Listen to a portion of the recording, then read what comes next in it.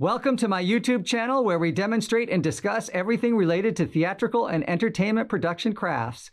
Please subscribe to get the latest updates, posts, and demonstrations. While I will focus primarily on safety in the shops and comprehensive training and operating procedures for tools and machinery, I'll also demonstrate and discuss practical applications like flat and platform construction, scene painting, and more.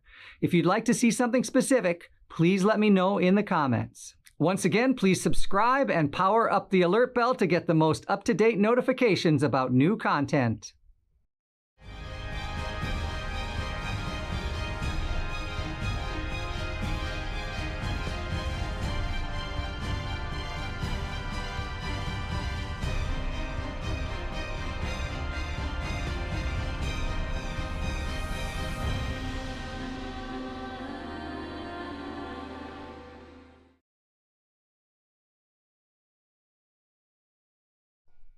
Okay, our brick has dried on its first medium gray glaze. Any of the drips that I was noticing earlier, they've almost gone invisible. You can kind of see some really close-up spots here where I missed with the gray, and that's good. There's some spots here and there too. We're going to go in with the black or darker brown that I mixed up, and we're going to go in with the lighter gray and see if we can't give it a little more variation. It's kind of this one gray coat has sort of evened everything out. It did what I wanted it to do, which is to take down the popping mortar lines. The mortar lines aren't popping now. They look like they've got some buildup of dirt and some life in them. So I need to give it a little bit more character. Trying to decide which tools to use.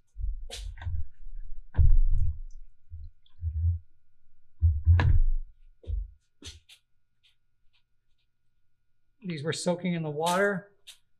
I don't want that extra water. That's just going to mess things up. Sometimes I take the extra water out on my pants. But when you soak your brushes in water, you need to get the water out that you don't want so that it's actually doing what you want it to do. I'm going to stir up my glazes again.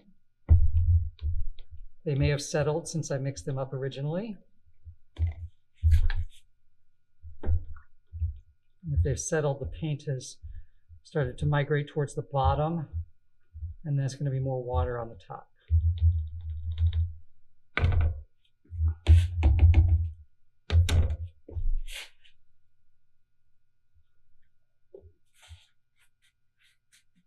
And I probably want to kind of be sort of erratic with it. I don't need to be, I have a choice. I can either choose to do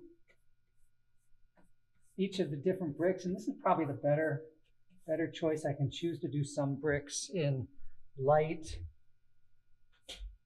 or mostly light and just pick a few bricks. That's probably going to give me the most variation that's going to stand out. And then as opposed to doing something a little more rough. And I can do my dark, and I can, the dark is not showing up at all.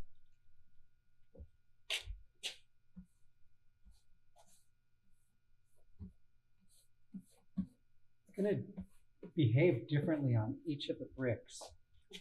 But that could start to get me a little more variation and make some of the bricks age differently.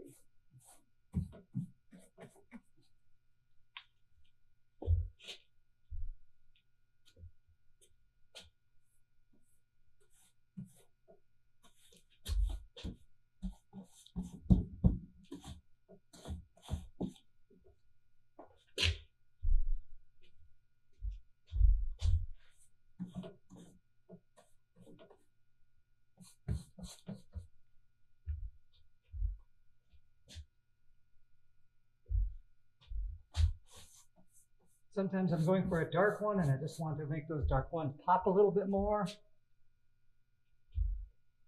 Sometimes I'm going for one that's not dark and I want to darken it up a little bit.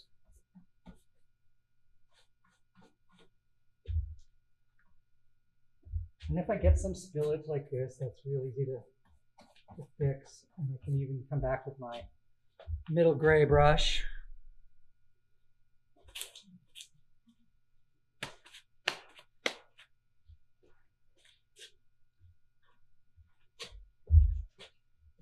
And do some more middle gray to clean up some of those drips. Looks like the dark is going to be more drippy. I'll try to be a little bit more precise with it.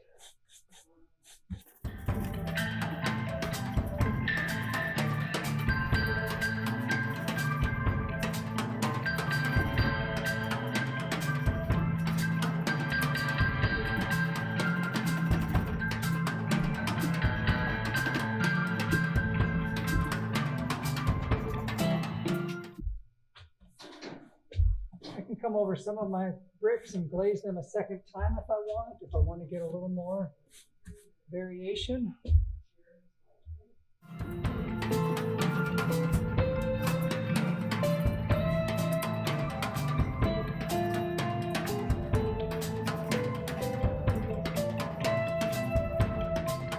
Yeah, already that's looking better.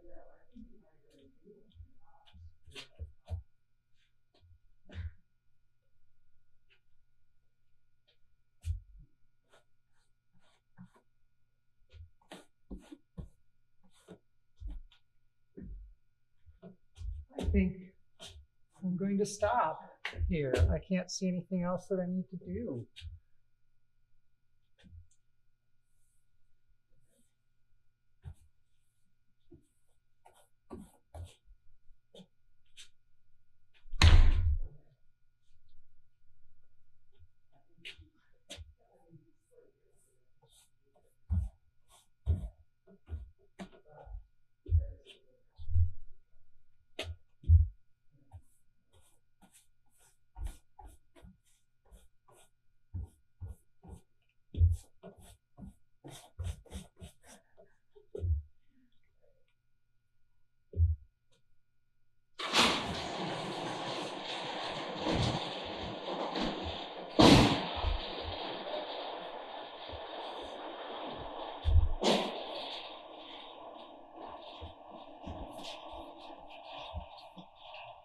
Yeah, I think I'm happy with this.